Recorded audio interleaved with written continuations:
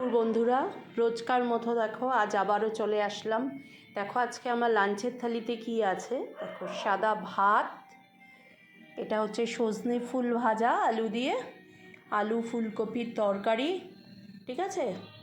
আর এদিকে আছে শশা। আজকে নিরামিষ খাবো, কালকে শিবরাত্রি, যদিও আমার বাড়িতে শিব ঠাকুর আছে, পুজো তো দিতেই হবে, ঠিক আছে। তার জন্য আজকে একটু নিরামিষ খেলাম, কালকে ঠাকুরকে দেব। এই হচ্ছে আজকে আমার লাঞ্চের মেনু। তো আমার লাঞ্চের মেনুটা কেমন হয়েছে তোমরা জানিও। যদি ভালো লাগে একটু লাইক কমেন্ট করো কিন্তু, ঠিক আছে।